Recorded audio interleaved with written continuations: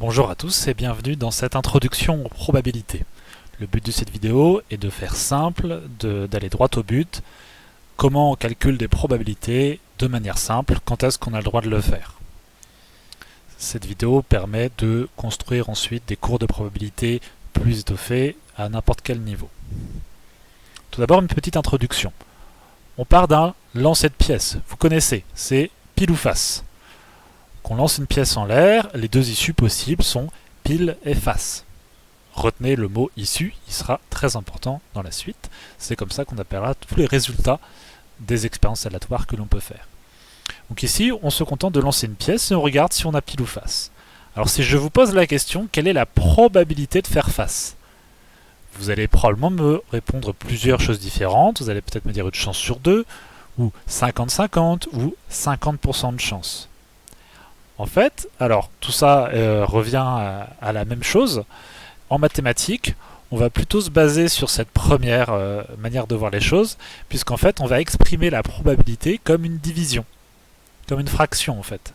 Par exemple, si on s'intéresse à faire face, on dit qu'on a une chance sur deux. Et comment est-ce qu'on calcule cette probabilité? Eh bien, on fait effectivement 1 sur 2. On fait la fraction 1 sur 2. Et donc, qu'est-ce que ça veut dire 1 sur 2? Eh bien, ça veut dire 1 divisé par 2, tout simplement. Et ça, qu'est-ce que ça fait? Ça fait 0,5. Voilà, une probabilité qui correspond à quelque chose qui est une chance sur 2. Ça veut dire que la probabilité de cet événement, c'est 0,5. Regardez comment on l'a noté. P entre parenthèses, et qu'est-ce que c'est entre les parenthèses? C'est l'événement qu'on considère. Ici, l'événement, c'est on obtient face. Là, j'ai juste fait face pour aller plus vite. Et comment ça se lit, ça? Ça se lit pas P entre parenthèses face, ça se lit P de face. Et s'il y avait été pile, on aurait écrit P entre parenthèses pile, mais ça se serait lu P de pile.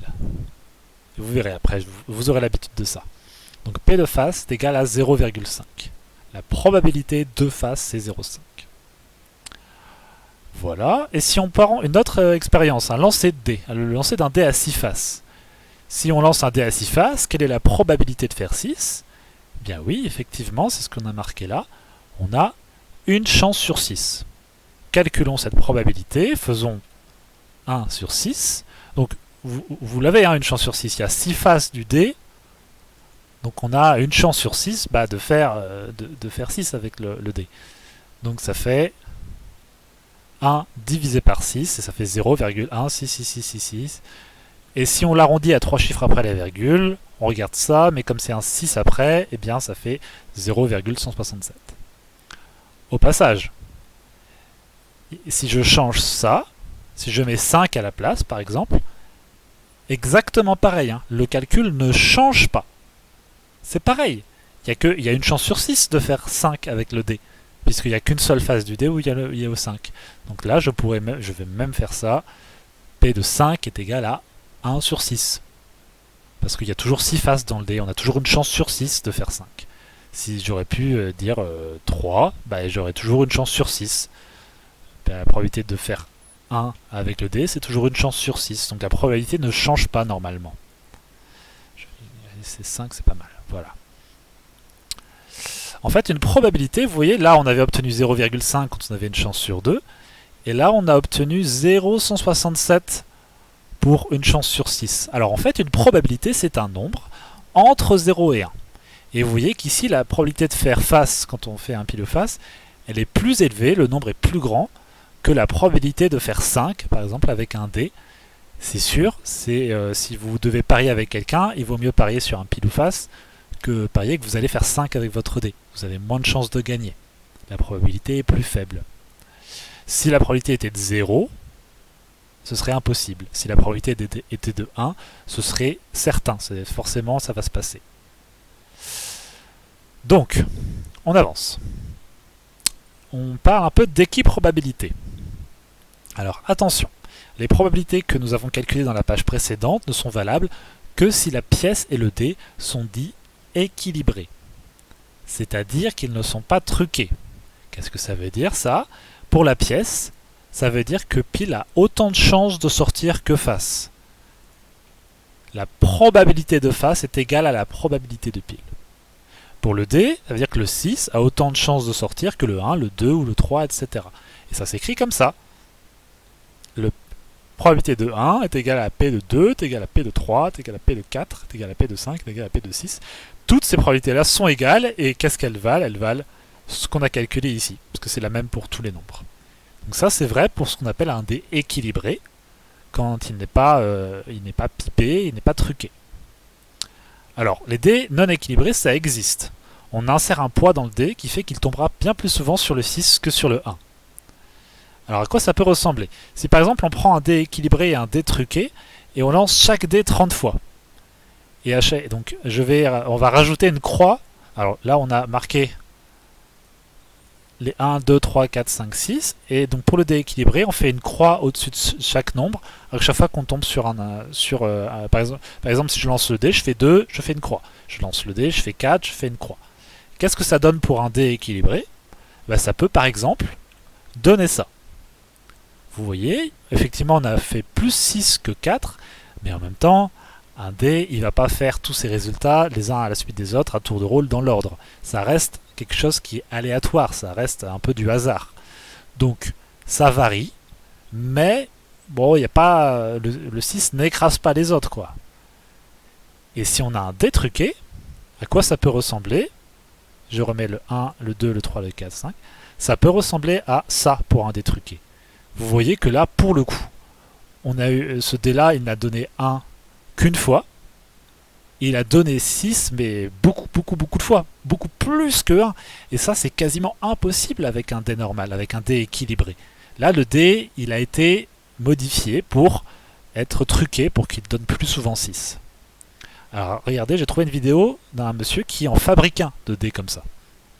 Donc, il commence par essayer de fendre le dé, pour pouvoir ensuite mettre des poids à l'intérieur. Hop, alors voilà. Et là, il a fendu le dé.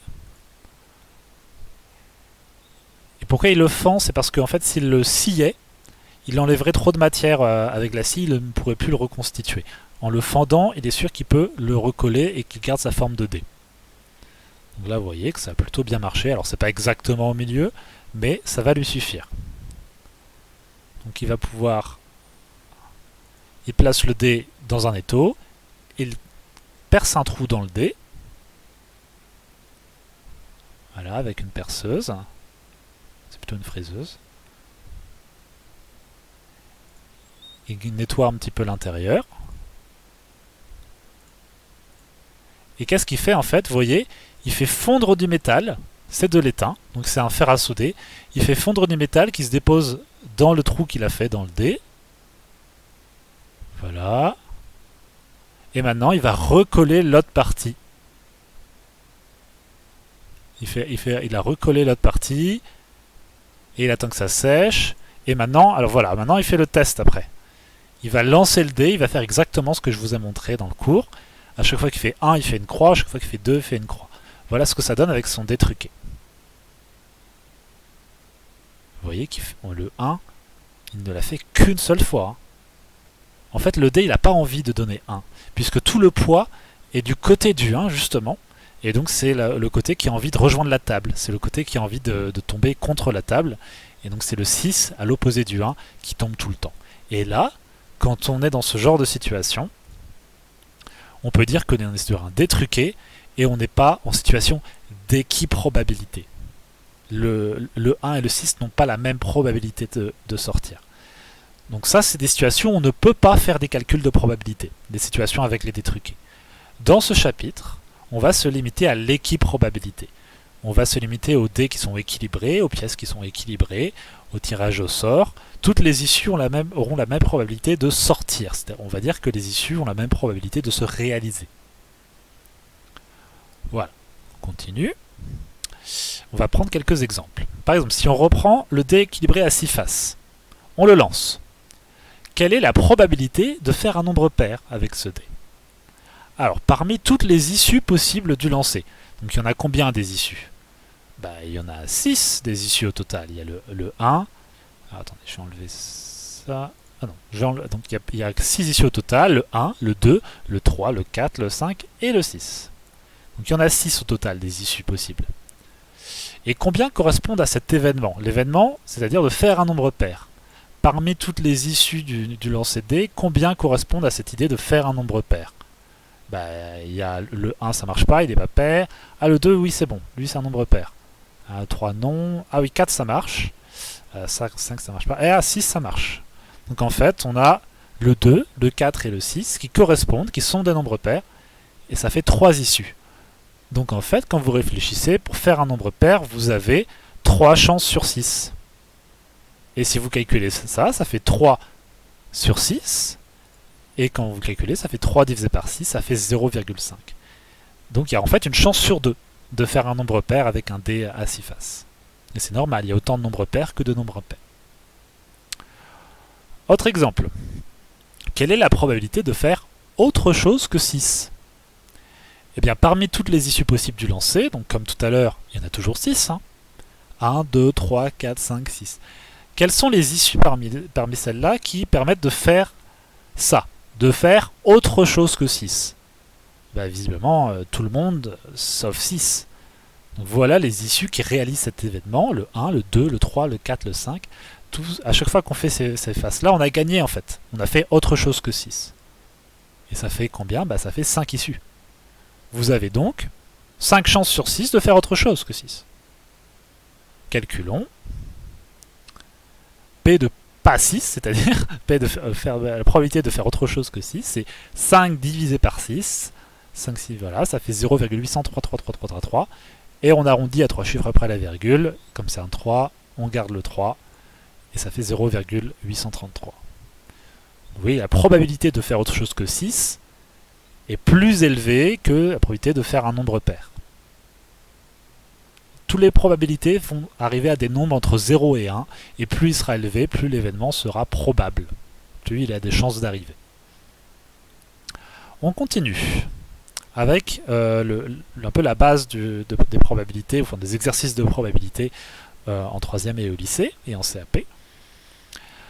On imagine un tirage au sort. Donc on place dans un bol des friandises de 3 saveurs différentes. 4 sont au chocolat noir, 5 sont au chocolat au lait, et 7 sont à la framboise. Alors, on tire une friandise au hasard dans ce bol. On ne regarde pas et on en prend une. Quelle est la probabilité de tomber sur un chocolat au lait? Alors, première étape du raisonnement, comme ce qu'on a fait avant, on a d'abord le raisonnement, il y a combien d'issues en tout dans cette expérience? Et après, combien d'issues correspondent à l'événement? Alors là, il y a combien d'issues au total dans cette expérience? Quand on tire une friandise au hasard dans ce bol avec des chocolats noirs, chocolat au lait et des trucs à la framboise. Attention, le nombre d'issues correspond à toutes les issues qui sont équiprobables. C'est-à-dire, vous allez me donner, il peut se passer ça, il peut se passer ça, il peut se passer ça, il peut se passer ça. À chaque fois, ça doit avoir la même probabilité les unes les autres. Donc vous ne pouvez pas me dire que les 3 issues de l'expérience, c'est chocolat noir, chocolat au lait et framboise. Puisque, visiblement, on aura plus de chances de tomber sur de la framboise que sur du chocolat noir. Donc ça ne marche pas de prendre que les issues de l'expérience, que ce soit les saveurs. Non, en fait, les vraies issues de l'expérience ici, c'est les friandises, une par une. On pourrait les numéroter toutes, et chaque friandise correspond à une issue. Donc en fait, si on vous demande il y a combien d'issues au total dans l'expérience, il faut compter le nombre de friandises en tout. Il y en a 4, plus 5, plus 7. Dans le bol, il y en a combien en tout? Il y en a 16. Donc il peut se passer 16 issues différentes dans cette expérience. Vous pouvez prendre 16 bonbons différents quand vous allez le choisir au hasard. Et parmi ces 16 bonbons, ou friandises, combien correspondent à l'événement on est tombé sur un chocolat au lait? Il y en a combien des chocolats au lait? Il y en a 5. Donc, il y a 5 chocolats au lait, 5 issues correspondent à l'événement.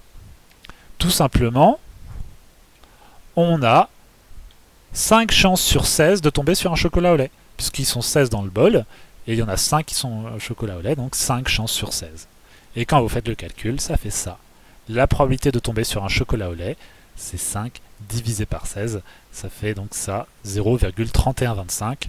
On pourrait l'arrondir, ça pourrait faire 0,31 ou ou 0,313 selon l'endroit où vous arrondissez, mais on va laisser ça comme ça. À vous. Vous reprenez alors vous allez calculer la probabilité de tomber sur un chocolat noir.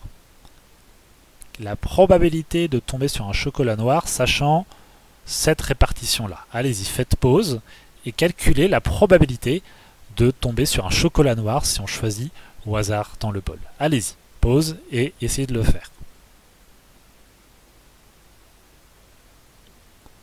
Voilà, donc normalement vous avez essayé. On va vérifier. Donc, en fait, première étape, il y a toujours 16 issues au total.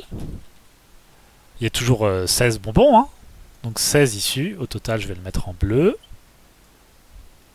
C'est le nombre total d'issues. Il y a combien d'issues qui correspondent à la probabilité à l'événement de tomber sur un chocolat noir? Il y a 4. Donc, il y a 4 chocolats noirs. Donc, 4 issues correspondent à l'événement. Je vais les mettre en rouge. Donc, en fait, on a 4 chances sur 16 de tomber sur un chocolat noir. Ça fait 4 sur 16.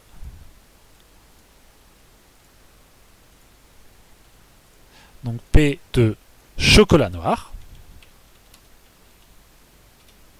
Ça fait 4 sur 16. Donc vous pouvez calculer donc 4 divisé par 16. Et ça fait en fait 0,25. Donc la probabilité de tomber sur un chocolat noir dans ce bol, c'est 0,25. Donc est-ce que vous avez plus de chances de tomber sur un chocolat noir ou sur un chocolat au lait? On avait 0,25 pour chocolat au noir et 0,3125 pour chocolat au lait. C'est plus probable de tomber sur un chocolat au lait, la probabilité est plus élevée. Voilà. Donc c'est tout pour cette introduction aux probabilités. J'espère que cela vous était utile. Et je vous rappelle que cela est une base.